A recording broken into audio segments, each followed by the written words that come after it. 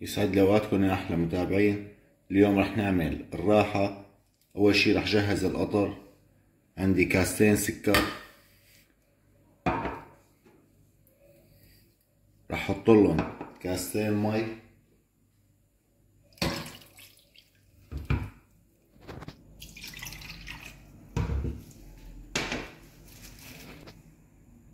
ورح احط لهم شوية حمض ليمون، شوي صغيرة ما بدنا نكتر مشان ما تطلع معنا حامضة. ورح ارفعهم على النار لحتى يغلوا معي.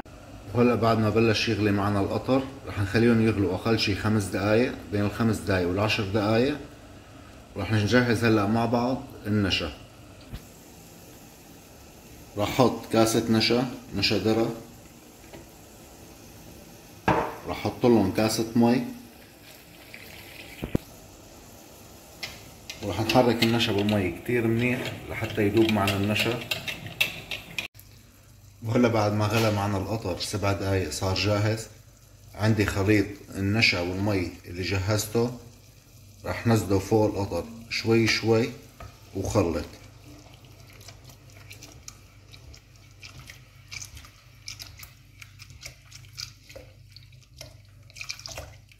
طبعا النار متوسطة تحتهم، رح ضل حرك فيهم لحتى يتقل القوام معي ويكمش.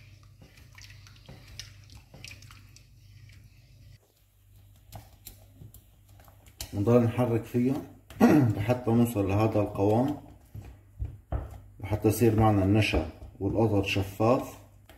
هذا القوام اللي نحن بدنا اياه.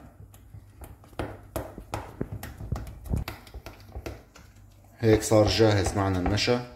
رح نزل فوقهم كاسين سكر. هلا السكر بترجع على حسب الحلاوة اللي انتو بتحبوها، فيكم تحطوا كاسة، فيكم تحطوا كاسة ونص. انا رح احط كاستين، ورح احط لهم كمان شوية ملح ليمون هيك شوي صغيرة، ورح حركهم ببعضهم لحتى يذوب السكر كلياته معي. وهلا بعد ما داب معنا السكر اللي نزلناه اخر شي، رح خليهم على النار حوالي 35 دقيقة. كل دقيقتين 3 بس بعمل لهم تحريكة وبتركهم هيك تحريكة صغيرة وبتركهم. كل دقيقتين 3 بعمل لهم طلة. وهلا بعد 30 دقيقة صارت جاهزة معنا. صار لونها هيك على صفار، بلشت تلزق معي على حواف الطنجرة. هلا رح افحصها، رح اخذ شوي منها، وعندي كاسة فيها مي باردة وتلج، رح احطها بقلبها دقيقتين لحتى تبرد مزبوط ونشوفها. هلا بعد ما بردناها صارت هيك جاهزة معنا. هيك ما احلاها عم بتمط، هيك بتكون صارت جاهزة. هلا ضل بس حط لها المطيبات. رح احط لها قدر معلقة كبيرة ماء زهر، وعندي حبتين لثلاث حبات مسكة دراس دققهم ومنعمهم. ما بدنا نكتر مسكة دراس لأنه بتخليها تنشف. رح نحركهم وهيك صارت جاهزة معنا. هلا بنطفي تحت النار. عندي بالصينية كاسة نشا وكاسة سكر مطحون طاردهم بالصينية. هلا رح فضي الخليط فوقهم ومده بالسماكة اللي أنا بدي إياها. وهيك صارت جاهزة معنا. هلا رح نتركها لحتى تبرد على الأخير، وبنرجع بنقطعهم ونفرجيكم إياها كيف صارت. بس أهم شي إنه تبرد. وهلا اخواتي بعد ما بردت الراحة صارت جاهزة معنا. راح نشيلها مشان نقطعها مع بعض.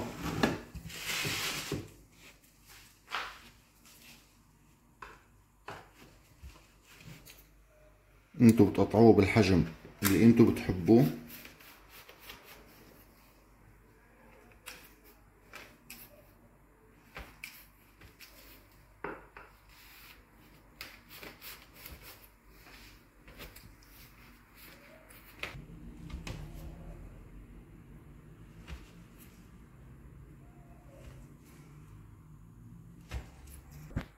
وهلا بعد ما خلصت التقطيع شوفوا لها هالراحة اخواتي ما احلاها وطرية، راح تعجبكم كتير.